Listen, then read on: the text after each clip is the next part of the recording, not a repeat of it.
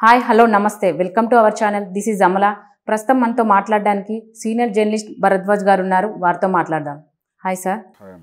పవన్ కళ్యాణ్ గారు కాపు ఓట్లని తెలుగుదేశం పార్టీకి అమ్మేసుకుంటున్నారు. దానికి గల కారణాలు ఏంటి సార్? అంటే అలా కాదు, ఇది ఒక ఆరోపణ. నిన్న దాదాపుగా కాపు నాయకులందరూ ఈ మాట మాట్లాడారు ఓపెన్గా. ఇది చాలా కాలంగా ఒక ఆర్గ్యుమెంట్గా ఉంది. దత్తపుత్రుడు అని ఒక టైటిల్ ఇచ్చారు ఆయనకి. తెలుగుదేశం పార్టీ దత్తపుత్రుడు పవన్ కళ్యాణ్, అంటే చంద్రబాబు గారి దత్తపుత్రుడు. ఇది జగన్మోహన్ రెడ్డి గారు వ్యూహాత్మకంగా ప్రతి సభలోనూ చెప్తూ వస్తున్నాడు.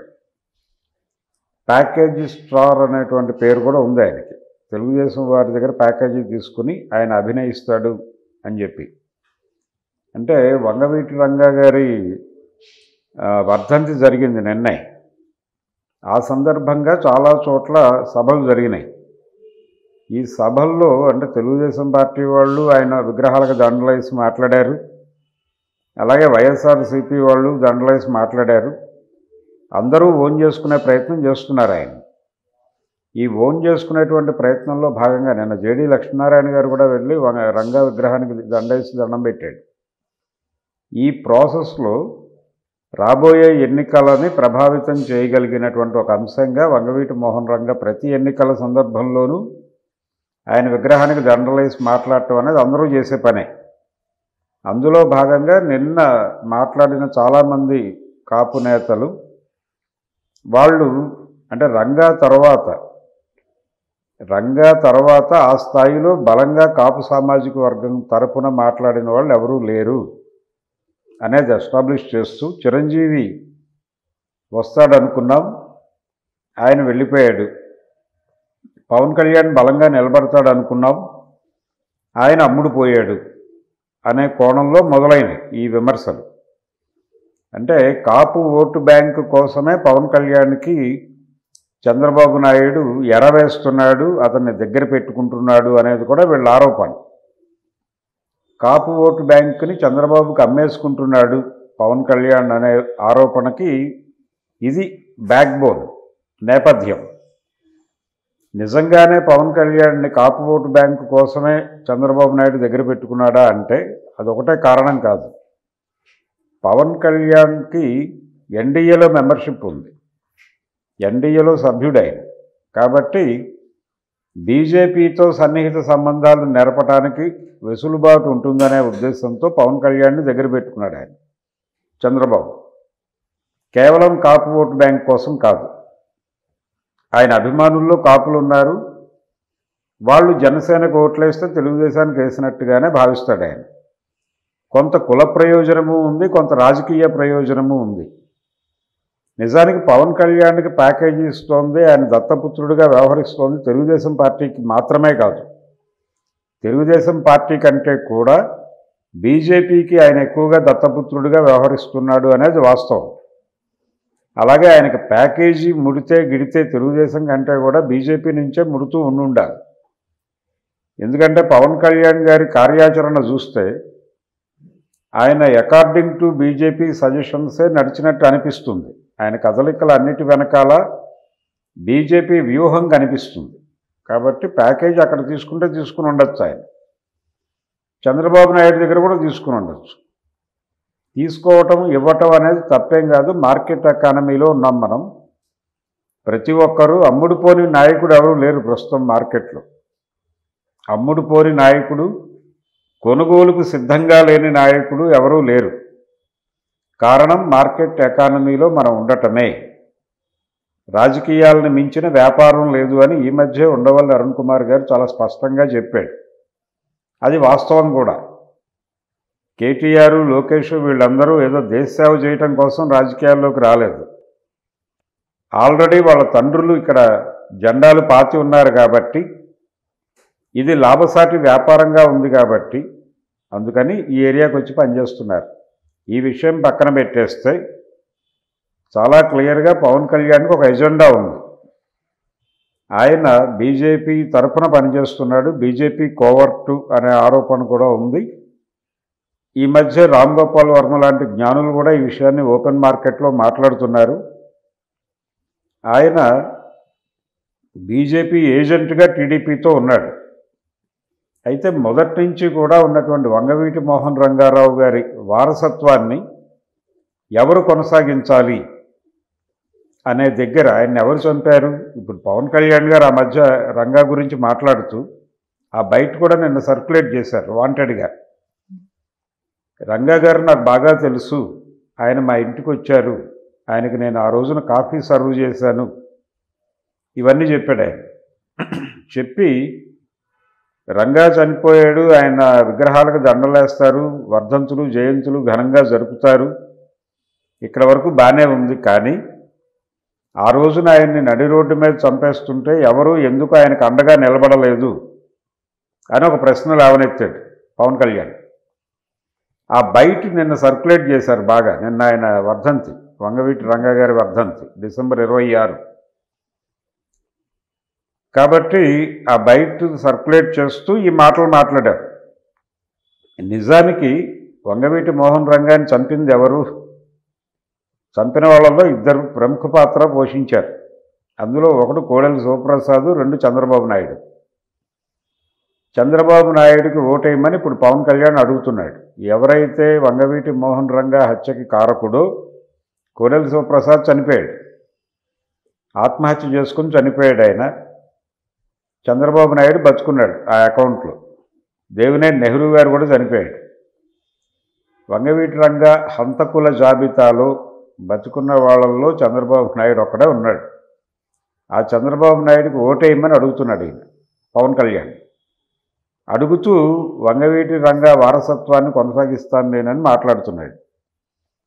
ఇది ఒకదానికొకటి పొంతన లేని మాటలు. అందుకని ఎందుకు చంద్రబాబు నాయుడు మీద టార్గెట్ అంటే చంద్రబాబు నాయుడు వంగవీటి రంగా హత్యకి కారకుడు అని ఎందుకు చెప్పగలుగుతున్నావంటే, ఆ రోజున అసెంబ్లీలో పోలీసు అరాచకాల మీద చాలా సీరియస్గా ప్రభుత్వాన్ని నిలదీసేవాడు ఆయన.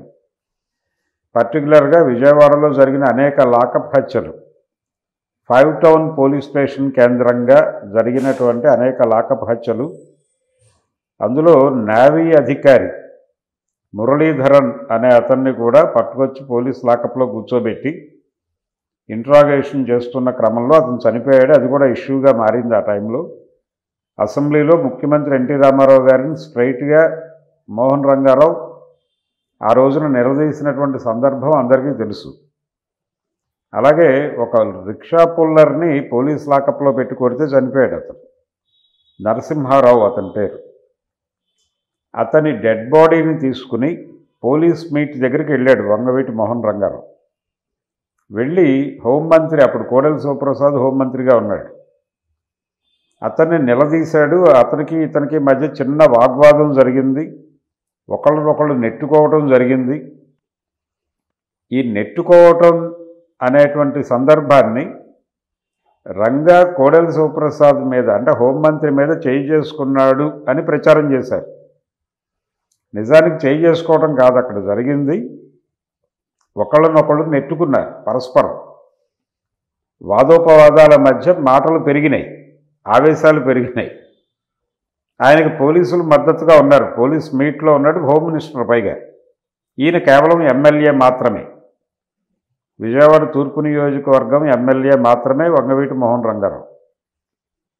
ఈయన ఆ కుటుంబానికి కాంపన్సేషన్ విషయం చర్చ జరుగుతోంది వాళ్ళిద్దరి మధ్య. చనిపోయిన లాకప్ డెత్ అయిపోయినటువంటి రిక్షా కార్మికుడి కుటుంబానికి ప్రభుత్వం నుంచి అందవలసినటువంటి రకరకాల కాంపన్సేషన్స్ గురించి మాట్లాడుతున్నాడు ఆయన. అలాగే 5 టౌన్లో అప్పుడు సిఐగా ఉన్నటువంటి ప్రసాద్ని అరెస్ట్ చేసి 302 కింద కేసు బుక్ చేయాలనే డిమాండ్తో కూడా ఆయన గొడవ చేస్తున్నాడు రంగా. దీనికి సంబంధించిన వాదోపవాదాల మధ్య వాళ్ళిద్దరి మధ్య తోపులాట జరిగింది. ఈ తోపులాటని బయట ఎలా ప్రచారం చేశారంటే తెలుగుదేశం వాళ్ళే వాంటెడ్గా హోమ్ మినిస్టర్ మీద చేయి చేసుకున్నాడు రంగా అని ప్రచారం చేశారు. కార్టూన్లు కూడా వేశారు కొన్ని పత్రికల్లో. ఆ రోజున తెలుగుదేశానికి అనుకూలంగా ఉన్న పత్రికల్లో కార్టూన్లు కూడా వేశారు. ముళ్ళగద పట్టుకుని రంగా నిలబడి ఉన్న ఫోటో, ఆ బొమ్మ నాకు ఇంకా గుర్తు. కాబట్టి ఈ క్రమంలో ఈ ప్రాసెస్లో ఇతను చాలా ఇబ్బందికరంగా ఉన్నాడు విజయవాడ సెంటర్లో, కాబట్టి ఇతన్ని తొలగించటం బాగుంటుంది అనే ఒక అభిప్రాయానికి వచ్చినట్టుగా అప్పుడు తెలుగుదేశం పార్టీలో ఉన్నటువంటి ఉమారెడ్డి వెంకటేశ్వర్లు గారు, చేగొండి హరిరామజోగయ్య గారు ముందుగానే కనిపెట్టి వెళ్ళి ఎన్టీ రామారావుతో మాట్లాడారు. సీఎం అప్పుడు ఆయన. వంగవీటి మోహన్ రంగారావు ఏదైనా తప్పులు చేసుంటే మేము వెళ్ళి మాట్లాడతాం, కన్విన్స్ చేస్తాం అతనితో, తొందరపడి ఏ నిర్ణయము తీసుకోవద్దు అని వీళ్ళు చెప్పారు స్పష్టంగా. చెప్పినప్పుడు ఆయన ఏమన్నాడంటే, నా అంతటా నేను ఆగమని చెప్పను, ఒకవేళ చంద్రబాబు కానీ కోడెల కానీ నాతో మాట్లాడటానికి వస్తే ఆగమని చెప్తా, నా అంతటా నేను ఆగమని చెప్పను, మీరు వాళ్ళతో నాకు ఫోన్ చేయించండి, వాళ్ళతో నేను మాట్లాడతాను అని చెప్పాడు ఆయన. ఇది ఉమారెడ్డి వెంకటేశ్వర్లు గారే ఒక ఇంటర్వ్యూలో స్పష్టంగా చెప్పాడు. అయిపోయిన తర్వాత వీళ్ళిద్దరిని కాంటాక్ట్ చేయడానికి ట్రై చేశారు. ఉమారెడ్డి వెంకటేశ్వర్లు అలాగే చేగొండి హరిరామజోగయ్య ఇద్దరూ ట్రై చేశారు. చంద్రబాబు దొరకలేదు, కోడెలా దొరకలేదు. ఫైనల్గా ఈయన హత్య జరిగిపోయింది. డిసెంబర్ 26 ఆయన నిరాహార దీక్షలో ఉన్నాడు. విజయవాడలో నిర్మలా హృదయ సదన్ అనేటువంటి ఒక క్రైస్తవ మిషనరీ అనాథ శరణాలయం గోడను ఆనుకుని టెంట్ వేసుకుని కూర్చుని ఉన్నాడు వంగవీటి మోహన్ రంగారావు. సడన్గా పోలీసు వాళ్ళు, అది పోలీసులు చేసిన హత్య అనేది ఎంత స్పష్టంగా అర్థమవుతుందంటే, ఆ రోజు లేట్ నైట్ ఆ రోడ్లో ఎవరూ లేకుండా అందరినీ పోలీసు వాళ్ళు గెంటేశారు. గెంటేసి రోడ్డు క్లియర్ చేశారు. ఈయన నిద్రలో ఉన్నాడు. ఆయనతో పాటు ఆయన కార్యకర్తలు కూడా నిద్రలో ఉన్నారు, కాంగ్రెస్ కార్యకర్తలు. ఆ టైంలో అయ్యప్పల బస్సు ఒకటే ఎంటర్ అయింది ఆ రోడ్లోకి. ఈ అయ్యప్ప మాలధారులు వాళ్ళు భజనలు చేసుకుంటూ ఆ బస్సు వచ్చి కరెక్ట్గా రంగా గారు నిరాహార దీక్ష చేసుకున్న టెంట్ ముందు ఆగింది. దానిలో నుంచి అయ్యప్ప గెటప్పుల్లో ఉన్నటువంటి హంతకులు దిగి స్ట్రైట్గా వెళ్ళి ఆ శిబిరం మీద దాడి చేసి ఆయనతో పాటు ఉన్నటువంటి కార్యకర్తలను కూడా చంపేశారు. ఇది జరిగిన సీన్. పోలీసులు మొత్తం పారిపోయారు అక్కడి నుంచి. జనాలు వచ్చి వీధుల్లో కనిపించిన కొట్టునల్లా బద్దలు కొట్టేశారు. విజయవాడ తగలబడిపోయింది ఒక రకంగా. దాదాపు ఏ షాపు అది లేదు, మొత్తం అన్నిటినీ బీసెంట్ రోడ్ అని ఉంటుంది విజయవాడలో, బీసెంట్ రోడ్ మొత్తాన్ని తగలబెట్టేశారు. మురళీమోహన్, సినిమా హీరో మురళీమోహన్ వియ్యంకుడు, ఆయన్ని చంపేశారు. చాలా దాడులు జరిగినాయి, ప్రతి దాడులు జరిగినాయి. కర్ఫ్యూ జరిగింది. దాదాపు 4 రోజులు విజయవాడ కర్ఫ్యూ నడిచింది. ఇంత గందరగోళం జరిగింది ఆయన హత్యానంతరం. ఇంత జరుగుతుంది అనుకోలే. ఏదో చంపేస్తాం, ఆ మర్నాటికి అంతా సర్దుకుంటుంది అనుకున్నారు, కానీ ఆ గొడవ చాలా పెద్దదైంది. కాబట్టి ప్రభుత్వ ప్రాయోజిత హత్య ఆ రోజున అధికారంలో ఉన్నటువంటి తెలుగుదేశం పార్టీయే వాంటెడ్గా వంగవీటి మోహన్ రంగాని చంపింది అనే విషయం అందరికీ తెలిసిన విషయమే. అది అనేక సందర్భాల్లో అనేక వ్యక్తులు మాట్లాడేశారు ఓపెన్గా. ఇప్పుడు అదే చంద్రబాబు జెండా పవన్ కళ్యాణ్ మోయటం అనేది చాలా దుర్మార్గము అనేది మాట్లాడారు నిన్న ఆయన రంగా వర్ధంతి సందర్భంగా బయటకు వచ్చిన కాపు నాయకులందరూ కూడా కార్టూన్లు వచ్చినాయి ఇంతకుముందు వాళ్ళ వైపు నుంచే, రంగా అభిమానుల నుంచే కార్టూన్లు వచ్చినాయి. ఆ కార్టూన్లు ఏంటంటే రంగా వారసత్వాన్ని కొనసాగిస్తాడు అని చిరంజీవి వైపు చూసాం. చిరంజీవి చెయ్యూపి వెళ్ళిపోయాడు. పవన్ కళ్యాణ్ మీద ఆశ పెట్టుకున్నాం. ఇతను వెళ్ళి ఆ ఎదురింటి అంటే శత్రువు ఇంటి కావలి కుక్కగా మారాడు అని చెప్పి చంద్రబాబు ఇంటి ముందు ఈయన బొమ్మ వేశారు. ఈయన బొమ్మ వేసి కార్టూన్లు కూడా సర్క్యులేట్ చేశారు సోషల్ మీడియాలో. ఆ మేరకు కోపం ఉంది. అంటే తెలుగుదేశం పార్టీకి తొలి రోజుల్లో, అంటే ఎన్టీ రామారావు గారు తెలుగుదేశం పార్టీ పెట్టి ఎన్నికలకు వెళ్ళినటువంటి సందర్భంలో 82లో ఆయన పార్టీ పెట్టినప్పుడు ఆయన పార్టీకి వెన్నుదన్నుగా నిలబడిన వాళ్ళు నిజానికి రామారావు గారి సినిమాల్లో ఉండగా ఆయన అభిమానుల్లోనూ కాపుల సంఖ్య గణనీయంగానే ఉండేది. అలాగే ఆయన నిర్మాతల్లో కూడా కాపులు ఉండేవాళ్ళు. వజ్ర సుబ్బారావు ఇలాంటి వాళ్ళు ఉండేవాళ్ళు. బిఏ సుబ్బారావు గారు కూడా కాపే. కాపు నిర్మాతలు ఉండేవాళ్ళు ఎన్టీఆర్ నిర్మాతల్లో. ఆ రోజుల్లో ఒక్కొక్క హీరోకి కొంతమంది నిర్మాతలు పర్మనెంట్గా ఉండేవాళ్ళు. అలా నాగేశ్వరరావు గారి నిర్మాతలు, రామారావు గారి నిర్మాతలు ఇలా విడిగా ఉండేవాళ్ళు. అయితే వంగవీటి మోహన్ రంగా హత్య తర్వాత ఈ సీన్ మారింది. కాపులు కొంత తెలుగుదేశం పార్టీని భయపడటం మొదలుపెట్టారు, దూరం జరగడం మొదలుపెట్టారు. ఇప్పుడు వాళ్ళని రంగా లెగసీని మేము కొనసాగిస్తున్నామనే పేరుతో వైసీపీ వాళ్ళని దగ్గరికి తీసుకునే ప్రయత్నం చేస్తోంది. దాన్ని దెబ్బ కొట్టడానికి ఇప్పుడు మోహన్ రంగారావు గారి అమ్మాయి, ఆవిడ అడ్వకేటు, ఆవిడ కొంత ఇప్పుడు ప్రో టీడీపీ మాట్లాడుతోంది. దాని మీద కూడా విమర్శలు ఉన్నాయి. అలాగే ఆయన కుమారుడు, ఆయన భిన్న రాజకీయ అభిప్రాయాలతో తచ్చాడుతూ ఉంటాడు, వంగవీటి రాధాకృష్ణ. ఆయన మీద దాడి జరుగుతోంది కాపుల వైపు నుంచి. పవన్ కళ్యాణ్ని ఇప్పుడు టార్గెట్ చేశారు. రంగా ఆశయాలని కొనసాగించేవాడు ఆయన. కాపునాడు అని పెట్టాడు ఆ రోజుల్లో. కాపునాడు అని పెట్టి విజయవాడలో తెలుగుదేశం పార్టీ మహానాడు కంటే ఎక్కువ సంఖ్యలో జనాలని పోగు చేశాడు. పోగు చేసి దానికంటే అంటే మహానాడు కంటే పెద్ద సభ నడిపాడు ఆయన. ఇవన్నీ కారణం ఆయన హత్యకి. అంటే ఇతను ఎదుగుతున్నాడు. రెండోది, కమ్మవారికి ముఖ్యమంత్రి పదవి అనే నినాదం కొంత పని చేయటం వలన ఎన్టీ రామారావు గారు సీఎం అవ్వగలిగాడు. కాబట్టి కాపులకి కూడా ఇప్పటిదాకా సీఎం పదవి దక్కలేదు. ఆ అకౌంట్లో రంగా బతుకున్న రోజుల్లో ఈ కాపునాడు సభలో దాని చివరి టైంలో కాబోయే సీఎం రంగా అని చెప్పి నినాదాలు ఇచ్చారు కుర్రాళ్ళు. అది కూడా అప్పటి ప్రభుత్వ సెంటిమెంట్ను కొంత హర్ట్ చేసింది. తెలుగుదేశం పార్టీ ప్రభుత్వాన్ని కొంత ఇబ్బంది పెట్టింది ఆ నినాదం. కాబోయే సీఎం రంగా అనే నినాదం ఇబ్బంది పెట్టింది. దాంతో ఇతను చాలా ప్రమాదకరంగా ఎదుగుతున్నాడు, చంపేద్దామని నిర్ణయించుకుని చంపేశారు. ఇప్పుడు రంగా వారసుడు ఎవరు అనే దాని మీద చర్చ జరుగుతోంది. ఆ చర్చలో అందరూ పవన్ కళ్యాణ్ మీద దాడి చేసే ప్రయత్నం చేశారు. నిజానికి పవన్ కళ్యాణ్ కూడా తెలుగుదేశం పార్టీతో ట్రావెల్ అవుతున్న ఇమేజ్ ఉంది ప్రజల మనసుల్లో. ఇది కొంత ఇబ్బంది పెడుతోంది వాళ్ళని. రంగాని చంపిన వాళ్లతో ఇతను కాపురం చేయటం ఏమిటి, రంగాని చంపిన వాళ్ళకి ఓటేయమని అడగటం ఏమిటి అనేది గొడవ.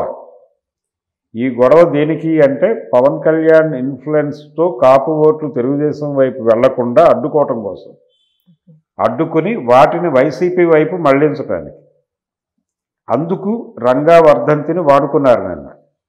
దీంతో పాటు రేపు 1వ తారీఖున ముద్రగడ పద్మనాభం గారి ఇంట్లో మీటింగ్ ఉంది.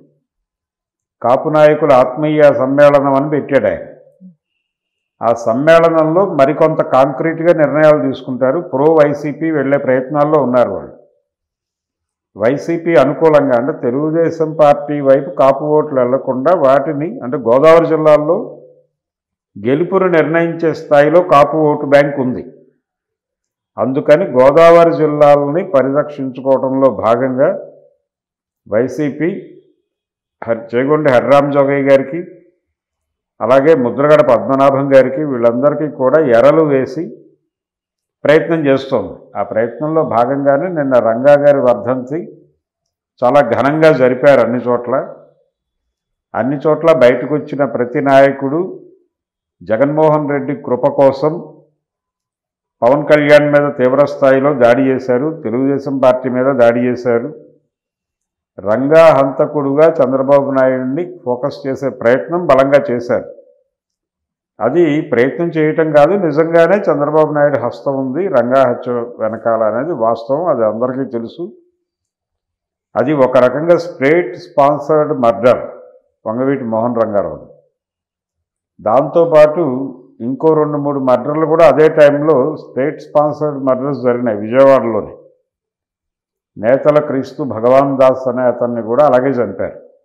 సేమ్ రంగాని ఎలా ఏ పద్ధతిలో చంపారో అదే పద్ధతిలో భగవాన్ దాస్ని కూడా చంపారు. పెద్ద తేడా లేదు, వ్యూహంలో తేడా లేదు. ఆపరేషన్ చేసేటప్పుడు ఆపరేషన్ చేసే దగ్గర ఆ ఏరియాలో జుట్టు కత్తిరించినట్టుగా వీళ్ళు ఎక్కడైతే హత్య చేయదలుచుకున్నారో ఆ హత్య చేసే చుట్టుపక్కల ఎవరు జనం లేకుండా చూసుకుంటారు ముందు. అది చూస్తే అర్థమైపోతుంది స్టేట్ స్పాన్సర్డ్ మర్డర్ అని. పోలీసు వాళ్ళు ఇన్వాల్వ్ అయి ఉన్నారు దీనిలో అని. అలాంటి హత్యలకి ప్రారంభం వంగవీటి రంగా హత్య కాబట్టి ఈ రోజుకి అది పచ్చిగానే ఉంది. ఆ గాయం ఆయన చంపేశారు అనే బాధ ఈ రోజుకి చాలా సర్కిల్స్లో, పర్టికులర్గా బీసీ, ఎస్సీ, ఎస్టీ వీళ్ళల్లో చాలా బలంగా ఆ కోపం ఇప్పటికీ ఉంది. ఆ గాయాన్ని అంటే ఆయన చనిపోయిన రోజు, ఆయన జన్మదినం, ఈ 2 రోజులు కొంచెం ఆ గాయాన్ని రేపే ప్రయత్నం చేస్తారు పొలిటీషియన్స్ వాంటెడ్గానే. ఆయన సింపతిని వాడుకునే ప్రయత్నం. అందులో భాగంగానే పాపం వైసీపీ వాళ్ళు ప్రస్తుతం కాపు ఓటు బ్యాంకు పరిరక్షణ కార్యక్రమంలో భాగంగా ఈ కార్యక్రమాలన్నీ చాలా వేగంగా నిర్వహిస్తున్నారు. చూడాల కాపు ఓట్ బ్యాంక్ ఎటు వెళ్తుంది అనేది. ఏది ఏవైనా పవన్ కళ్యాణ్ తెలుగుదేశం పార్టీ జెండా మోయటం అనేది మాత్రం రంగా అభిమానులకి, అలాగే రంగా మరణం వెనకాల ఎవరున్నారు అనేది స్పష్టంగా తెలిసిన వాళ్ళని ఇబ్బంది పెడుతున్న అంశం అనేది కరెక్ట్. అందులో పూర్తి వాస్తవం ఉంది. కాపు సెంటిమెంట్ గాయపడుతోంది. ఇది గాయపడిన తర్వాత ఆ ఓట్ బ్యాంకుని తనకు అనుకూలంగా మలుచుకోవడానికి వాళ్ళ ప్రయత్నం. నిన్న తెలుగుదేశం వాళ్ళు కూడా వెళ్ళి దండలేశారు ఆయన విగ్రహాలకి. దండలేసి వాళ్ళ పద్ధతిలో వాళ్ళు మాట్లాడారు. వాళ్ళు కూడా నివాళులు అర్పించారు. ఇప్పుడు ఆయన కాపు నాయకులు కొంతమంది అక్కడ కూడా ఉన్నారు. కేవలం పవన్ కళ్యాణ్ ఒక్కడే కాదు, వాళ్ళు కూడా రంగా గారి విగ్రహాలకు దండలేసి అక్కడ నివాళులు అర్పించి వాళ్ళు కూడా వైసీపీ మీద దాడి చేసే ప్రయత్నం చేశారు. రంగా గారి పిల్లల్లోనే చీలిక ఉంది. ఆ చీలికలో వాళ్ళ అమ్మాయిని టీడీపీ వాళ్ళు బాగానే వినియోగిస్తున్నారు. ఆవిడ ఓపెన్గా బాగా మాట్లాడగలదు కూడా, అడ్వకేట్ కాబట్టి.